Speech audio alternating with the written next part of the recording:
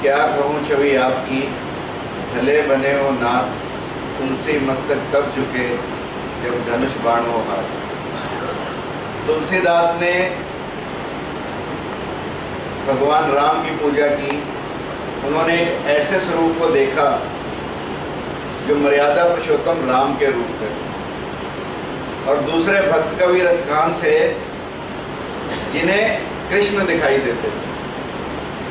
और जब दोनों की चर्चा हुई तब तुलसीदास जी को भी वृंदावन में कृष्ण के स्थान पर राम दिखाई दिए। और रामकृष्ण परमहंस राम और कृष्ण दोनों का एक अनूठा और अनोखा संगम।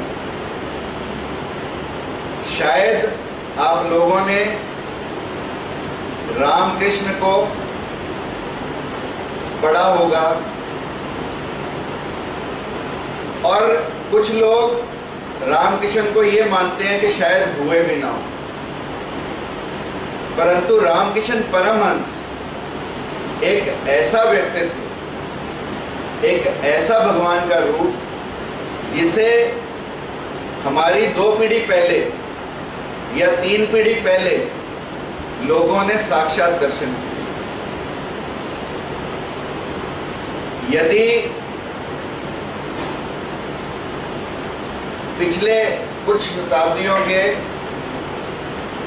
भगवान के रूपों की नाम लिया जाए तो शायद रामकृष्ण परमहंस उनमें सबसे अग्रणी है। अभी आपने सुना कि काली के मंदिर में उन्हें पुजारी रख लिया गया, तनख्वाह पर पुजारी रख लिया गया। समय दे दिया गया कि सुबह 4 से 6 पूजा करनी है, शाम को 6 से 8 पूजा करनी है। परंतु जब गदाधर पुजारी के रूप में नियुक्त हुए तो पता लगता कि आधी रात को घंटियां बजने लगी और बजती ही चली गई। रानी ने कहा कि इससे तो पूजा में व्यवधान आएगा, पूजा को तुमने खंडित कर दिया, पूजा को विभाजित कर दिया, पूजा को समय से हटा दिया, ऐसा नहीं चलेगा।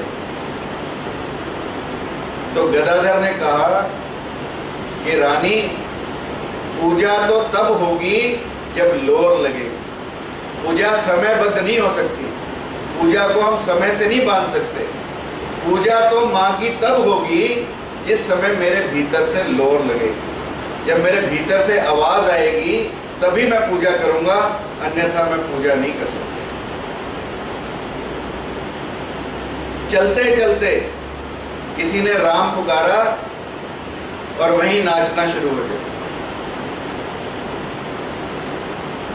और एक ऐसा व्यक्तित्व अक्सर आप देखेंगे शिष्य गुरु को ढूंढने जाते हैं। ये एक ऐसा व्यक्तित्व है जो गुरु होकर शिष्य को ढूंढने गए। जब नरेंद्र के बारे में पता लगा तो स्वयं नरेंद्र के पास गए और उसे कहा कि तू तो वही है सप्तऋषि तारामंडल का ऋषि। और जब नरेंद्र दक्षिणेश्वर में रामकृष्ण को मिलने आए तो उसको सामने बैठकर ऐसे आंखों में आंखें डालकर निहारे। नरेंद्र शर्मिंदा हो जाए, फिर नरेंद्र को अपने हाथों से मिठाई खिलाएं, अपने हाथों से प्रसाद खिलाएं। नरेंद्र को लगने लगा कि जो गुरु है वो कहीं पागल तो नहीं। अक्सर ऐसे लोग जो भाव समाधि में जाते हैं, साइंटिस्ट ने कहा शायद उन्हें एपिलेप्सी का दौरा पड़ता हो, परंतु भाव समाधि में जो लोग जाते हैं उन लोगों का जीवन ऐसा ही होता है। फिर उनको रचनाएं लिखनी नहीं पड़ती, रचनाएं उतरने लगती हैं, जैसा रविंद्रनाथ टैगोर के साथ होता है, जैसा वर्ड्सवर्थ के साथ होता है। इन सब लोगों को भाव समाधि लगती थी, what we call as trance. It's a temporary form of samadhi. और रामकृष्ण परमहंस तो समाधिस्थ ही रहते थे। अपने पास एक पीतल का लोटा रखते थे, रोज मांजते थे, सुबह भी मांजते, शाम को भी मांजते।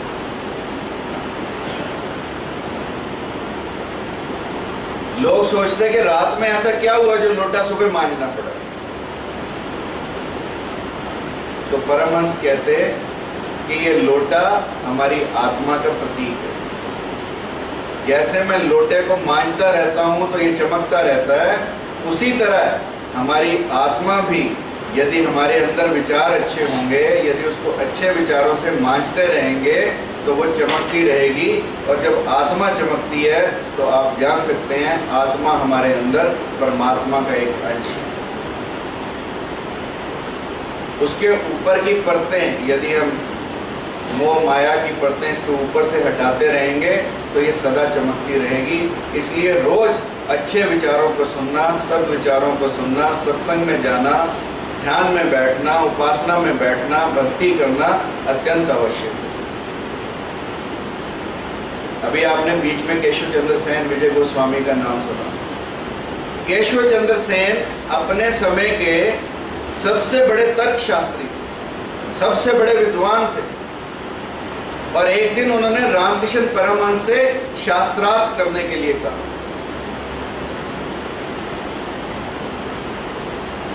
केशव चंद्र सेन ने शास्त्रार्थ करना शुरू किया, एक से एक तर्क। और रामकृष्ण परमहंस केवल मुस्काए, कोई तर्क नहीं, केवल मुस्कुराहट, कोई शब्द नहीं।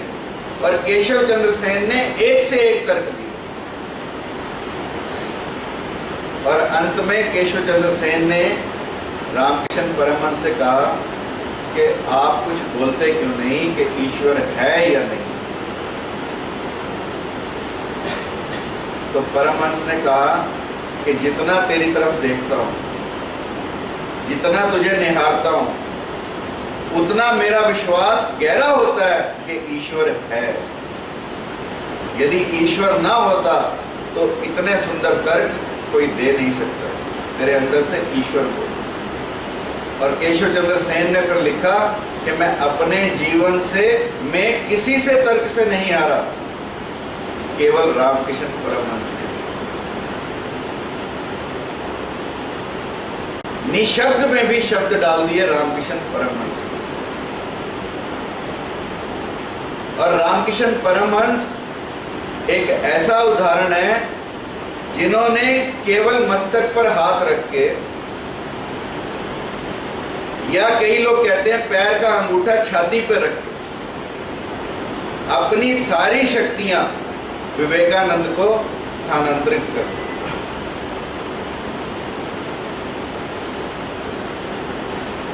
गुरु कृपा का एक अनूठा उदाहरण। और रामकृष्ण परमहंस जब कैंसर से पीड़ित थे, गले का कैंसर था, कुछ खा नहीं सकते थे, विवेकानंद से वो व्यथा देखी नहीं गई। विवेकानंद ने कहा कि एक दफा तुमने मुझे कहा था माँ काली से मांगो, आज मैं तुम्हें कहता हूं कि क्यों नहीं माँ काली को कहते कि तुम्हारे कंठ को ठीक कर दे।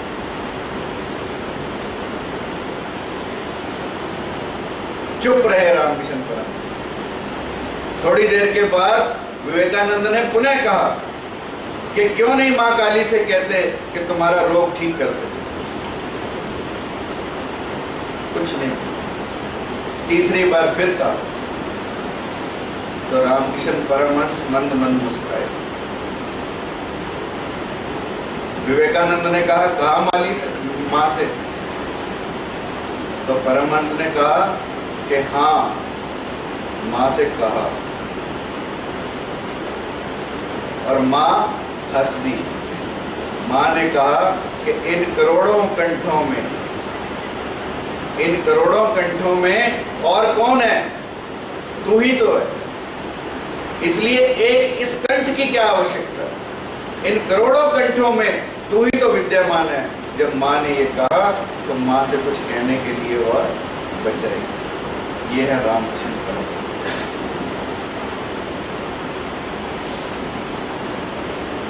रामकिशन परमहंस के बारे में कहते हैं, जब खाने लगते तो इतना खाते, खाएं तो लोगों को लगे ये कैसा सन्यासी है जो खाता ही चला जाता है। तो जब ऐसा व्यवहार करते तो कई दफे मां शारदा को भी लगता कि जो ज्यादातर लोग, अधिकतर लोग इस व्यक्ति के बारे में कहते हैं पागल है, कहीं सच में पागल तो नहीं।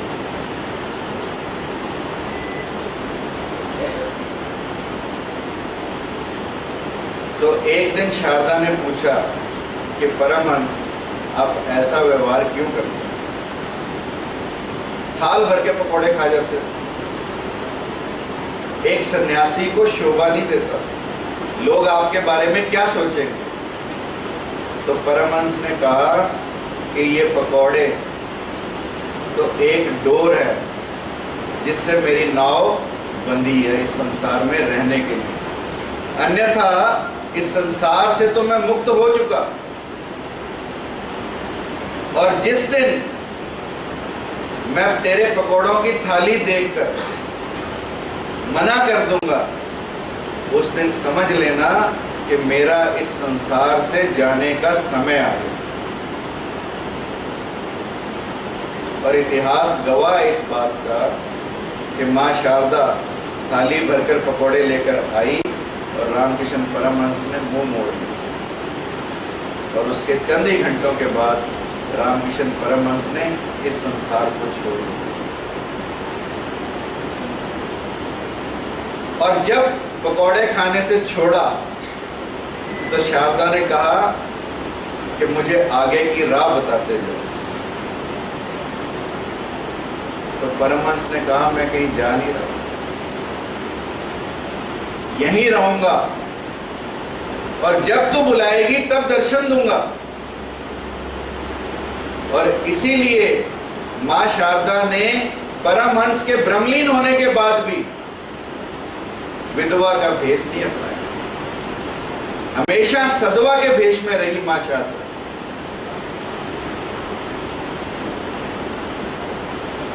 और इतिहास का एक ऐसा उदाहरण है जहां पति ने पत्नी को मां की तरह पूजा,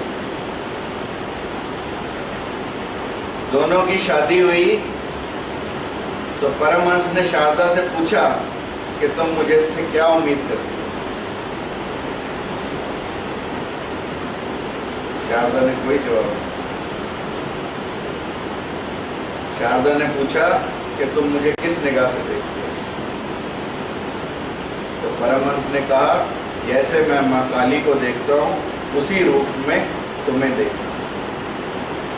अपनी पत्नी को भी मां काली के शक्ति रूप में देखता। अन्यथा विष्णु जी के भी कहते हैं लक्ष्मी जब तक दाएं अंग में रहे तो लक्ष्मी का प्रतीक है, जब दाएं अंग में आए तो शक्ति का प्रतीक है। परंतु परमहंस एक ऐसे व्यक्ति थे जिन्होंने सदैव मां शारदा को काली के रूप में देखा। अनेकों अनेक कथाएं रामकिशन परमहंस की, एक जीता जागता उदाहरण हम भारतीयों के सामने, पूरे विश्व के सामने, इन्हीं के संदेश को विवेकानंद ने पूरे विश्व में फैलाया। और वो संदेश क्या था? वसुदेव कुटुंबकम, सारी धरती हमारे लिए एक परिवार है। इस बंधुत्व का संदेश, इस मित्रता का संदेश, इस आशय का संदेश विवेकानंद ने पूरे विश्व में फैलाया और अपने गुरु की कीर्ति को आगे बढ़ाया। Thank you very much.